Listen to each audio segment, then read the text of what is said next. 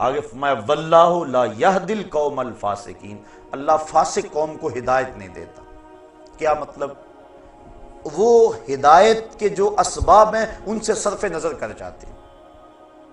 مجھے بڑی اچھی طرح یاد ہے، ہم بچے تھے بالکل، اپنے اساتذہ کے ہمراہ کہیں پیدل سفر پہ جا رہے تھے، راستے میں یہ جو بٹن ہوتے ہیں ان کی ایک پلاسٹک کی تھیلی ملی، ایک طالب علم نے شوق سے خوشی سے کہ مجھے گمگشتہ چیز ملی اٹھائی، اور استاد جی یہ دیکھو بٹن ملے ہیں۔ مان لگے بیٹا پھینک دو، مالے لکتا ہے 6 ماہ تک کہاں اس کا مالک تلاش کرتے پھرو گے۔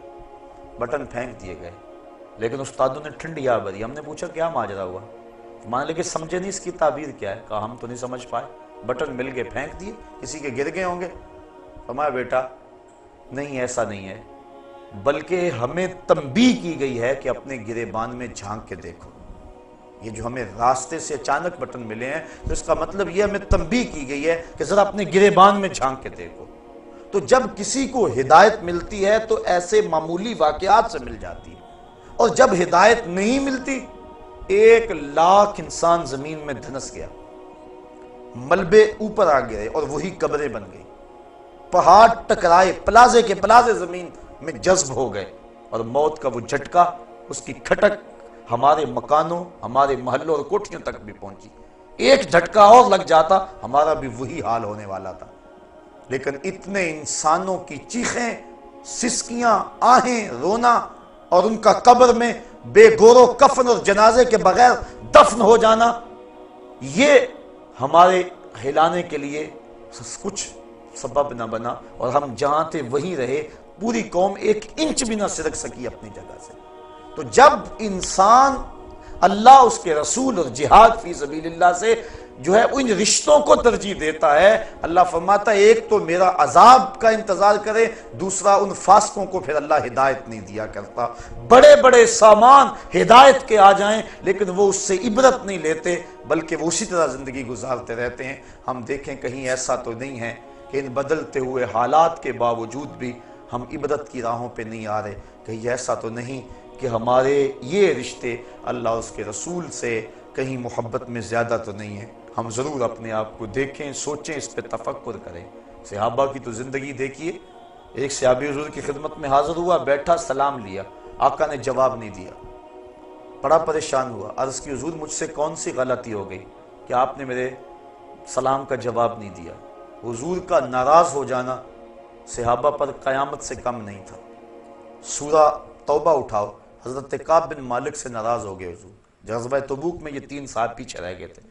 سورہ توبہ میں تفصیلی واقعہ موجود ہے، اللہ ارشاد فرماتا ہے زمین وسیع ہونے کے باوجود ان پر تنگ کر دی گئی۔ کہتے ہیں میں حضور سے سلام لیا، حضور جواب نہ دیا، میں صحابہ کی طرف آیا، انہوں نے منہ پھیر لیے، بڑا پریشان ہوا، گھر آ گیا کہ بیوی سے جا کے کہانی سناؤں گا، لیکن بیوی دوسری سمت منہ کر لیا، میں نے بولا، اس نے بات نہ کی۔ میں نے کہا تجھے کیا ہوا؟ کہا سنا ہے اللہ کے رسول تجھ سے نہیں بولتے۔ اجڑ گیا، دل اجڑ گیا، بچے بھی نہیں بول رہے۔ کہتے ہیں ایک دن میں بازار سے گزر رہا تھا، مجھے کسی شخص نے کاغذ کا ٹکڑا دیا، میں نے اس کو کھول کر دیکھا تو کسی قبیلے کے سردار کا رکا تھا، اس میں لکھا تھا ہمیں پتہ چلا ہے کہ تیرا نبی تجھ سے ناراض ہو گیا، تو تو بڑا قابل اور باصلاحیت آدمی ہے، تو ہمارے پاس آ جا، ہم تجھے عزت دیں گے، وقار دیں گے، تجھے منصب دیں گے۔ کہتے ہیں کہ مجھے غصہ آیا اور میں نے کاغذ پر ٹکڑے ٹکڑے کر دیے اور رونا شروع کر دیا، میں اتنا برا ہو گیا ہوں کہ دشمن بھی مجھے اپنا سمجھنے لگے۔ اور پھر سورہ توبہ کی وہ آیتیں نازل ہوئی، بخشش اور مغفرت کا اعلان ان کے لیے آیا۔ تو حضور کا ناراض ہو جانا صحابہ کے لیے قیامت تھا۔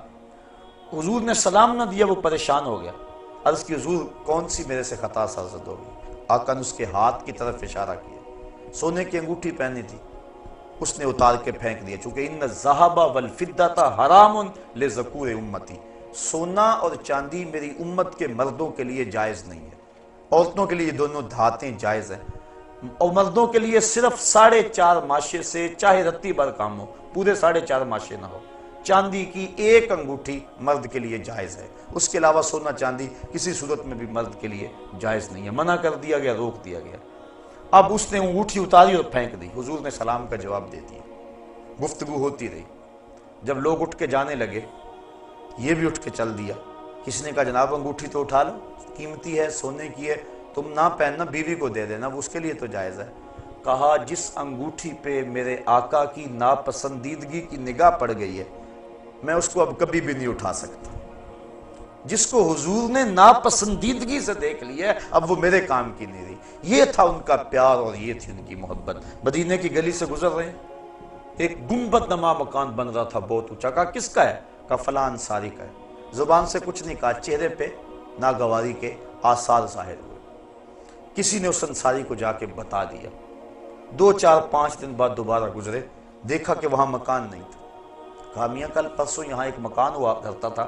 کہا حضور وہ تو گرا دیا گیا۔ بلایا انصاری کو، میاں مکان کیوں گرا دیا؟ کہا سنا تھا آپ کو پسند نہیں، بس میں اس کے اندر بود و باش اور رہائش کیسے کر سکتا تھا جو آپ کو پسند نہیں ہے۔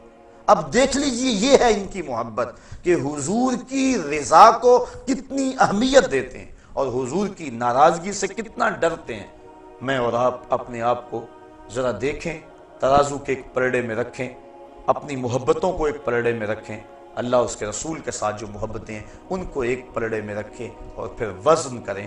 اور اس آیت کو سورہ توبہ کی آیت نمبر 24 ہے، کسی بھی مترجم کا ترجمہ پڑھ کے دیکھ لیں اور دیکھیں کہ قرآن کیا کہہ رہا ہے۔ ترجمہ پھر سن لیں، قُلْ إِنْ كَانَ آبَاؤُكُمْ، حبیب فرما دو اگر تمہارے ماں باپ، وَأَبْنَاؤُكُمْ تمہارے بیٹے، وَإِخْوَانُكُمْ تمہارے بھائی، وَأَزْوَاجُكُمْ تمہاری بیویاں، وَعَشِيرَتُكُمْ تمہارے قبیلے، وَأَمْوَالٌ اقْتَرَفْتُمُوهَا تمہاری کمائی کے مال، وَتِجَارَةٌ تَخْشَوْنَ كَسَادَهَا اور تمہاری وہ تجارت جس پر کساد بازاری کا ڈر لگا رہتا ہے، وَمَسَاكِنُ تَرْضَوْنَهَا اور تمہارے پسندیدہ گھر، أَحَبَّ إِلَيْكُمْ تمہیں زیادہ محبوب ہیں، مِنَ اللَّهِ وَرَسُولِهِ وَجِهَادٍ فِي سَبِيلِهِ اللہ اس کے رسول اور جہاد فی سبیل اللہ سے، فَتَرَبَّصُوا تو پھر انتظار کرو، حَتَّى يَأْتِيَ اللَّهُ بِأَمْرِهِ کہ اللہ کا فیصلہ آ جائے، وَاللَّهُ لَا يَهْدِي الْقَوْمَ الْفَاسِقِينَ اور اللہ فاسق قوم کو ہدایت